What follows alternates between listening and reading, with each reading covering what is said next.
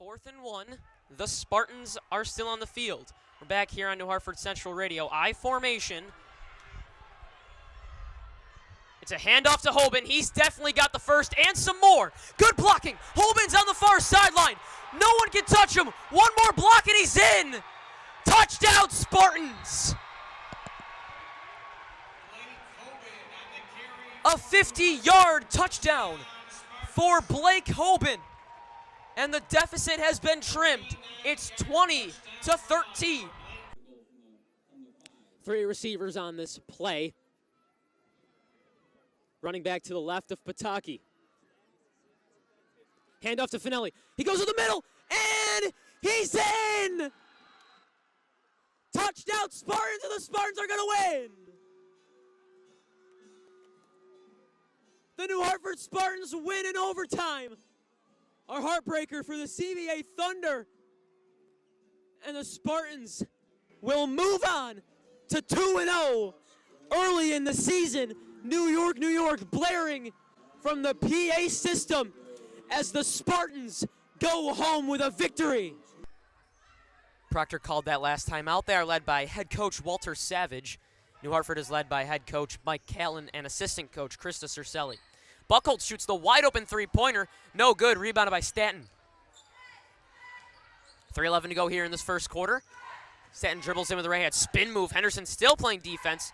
And she's going to get called for the foul. No shot there, so the 2 points won't count. Henderson gets her first personal foul. And I think New Hartford would rather have the 2 points than have Henderson get her first foul on the night, but the Spartans don't really get into much foul trouble as it is.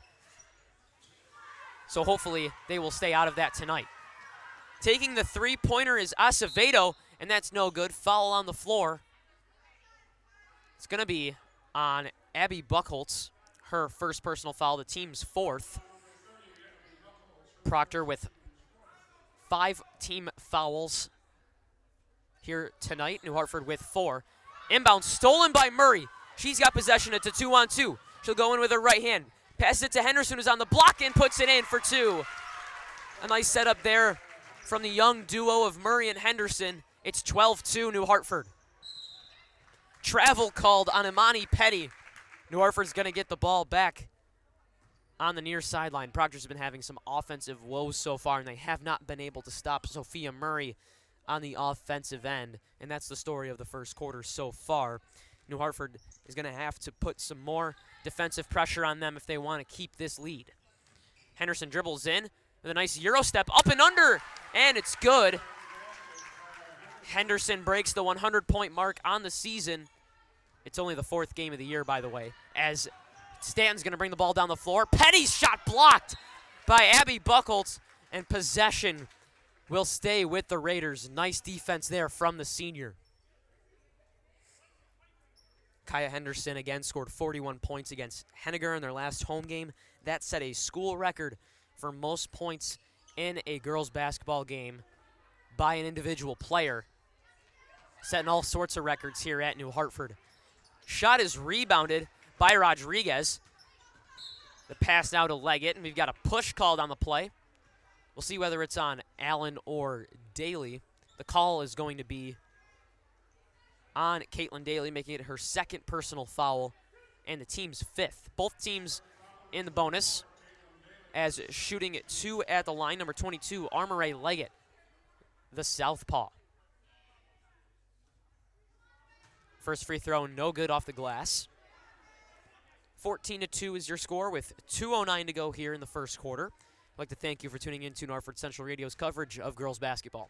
There's a colloquialism in team sports. It takes a village. When Syracuse's leading goal scorer Meg Carney injured her knee in last Thursday's loss, the Orange needed to use their strong family bond in order to get their revenge on Boston College.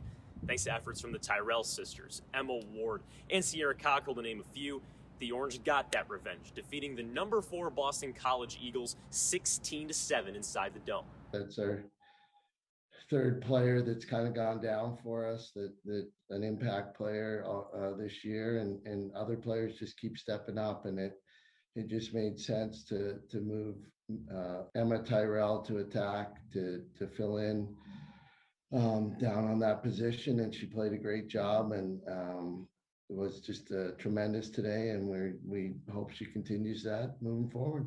Yeah, we're definitely like a very, very close team. Like I would practically think they're all my sisters. That just allows us to like have like a lot of bonding together, and it's just really nice to be able to like trust everyone that you're on your team. Like I trust everyone on the sideline as much as I trust everyone on the field. Every time someone steps up, I have no issue seeing them go on the field and not being able to not trust what they're going to do, because I just know they're going to do great. The family-like atmosphere is now vitally important. The regular season is over, and Syracuse is the #2 seed entering the ACC tournament. If they play the way they did today, well, they're going to give the big bad wolf North Carolina a run for their money. Stay right here on my Twitter, @TheRealJoePooch, to find out Syracuse's quarterfinal time and opponent on Wednesday. Reporting outside the Dome, Joe Puccio, Citrus TV. We're happy to welcome in Citrus TV women's lacrosse beat reporter Joe Puccio. Pooch, how you doing, my friend? Will, it's tournament time here in Syracuse, and I am so excited to see how Syracuse women's lacrosse performs. Exciting times here in the 3-1-5. Last night, the Orange women's team announced as the #3 overall seed. Pooch, what is the significance of being in as #3? There's two big things, really, and the first is that you have home cooking. You get to walk to your game instead of fly or ride. And the second is there are lots of COVID regulations when you are the visiting team, staying in hotels, staying with your team. Now you just get to live your normal life as if it's a normal home game. So Syracuse, they really got blessed with that second-round home game. So the Orange have the first round off. They will play at home in round 2 against the winner of Loyola and Hofstra. The Greyhounds, ranked 11th in the country. We expect them to win that first round game, and if they do, they will play an Orange team they lost to in their season opener. Yeah, let's talk about that rematch in just a little bit, but for the Greyhounds, right now, they're the 18th best scoring offense in the country, 15 goals a game, but the best part about them is their defense. They allow 8 goals per game, which is 4th best in the nation. They defeated Drexel and Navy, who are both top 25 programs, but one of their 2 losses was against Syracuse, as we've mentioned. SU won the season opener 18-6. Emily Harris-Chuck scored 4 goals, Meg Carney recorded a hat trick, and Asa Goldstock with a 55% save percentage on 6 saves. In this one, I would expect to see a slow start out of the gate and then an SU explosion in that second half. You mentioned Emily Harris-Chuck, Joe. She's not going to be playing in this NCAA tournament. Neither is Megan Carney. When you look at the fact that Syracuse lost their 2 best players, but they still find themselves 14-3 overall, #3 in the country, what does that say about the resiliency of this SU team? Yeah, don't get me wrong. Losing Harris-Chuck and Carney is certainly heartbreaking, but Syracuse is one of these programs that can recruit pretty much anybody. Throughout the year, they've been cycling through talent like Emma Tyrell, who's had 19 goals in her last 6 games, including 6 goals in the season finale against Boston College. Emma Ward, #2 recruit in the country. Ever heard of her? Yeah, as a freshman, she made the All-ACC tournament team. And Sam Swart is the veteran leader who scored a hat trick in the semifinal against Boston College. And that's not even talking about Kara Quimby and Maddie Baxter, who've stepped up as of late. They just have players all around this offense that can score with efficiency. Pooch, I got to ask about this potential rematch with the undefeated #1 team in the country, North Carolina. The Tar Heels have beaten Syracuse twice already this season. Can the Orange get to the national championship game, and can they take down the Tar Heels for a third potential matchup? I think they'll make it to the national championship. They've got to go through Northwestern. Shout out Ryan Nelson, they're also a very good team. But if we look at North Carolina, Syracuse is 0-2 against the Tar Heels this season. Jamie Ortega has 8 goals against Syracuse in 2 games. And Katie Hogue, she's got 9 assists in these 2 games against Syracuse. And SU as a team, they've only scored 10 goals. So UNC's had Syracuse's number all year. They've had every single team's number this season.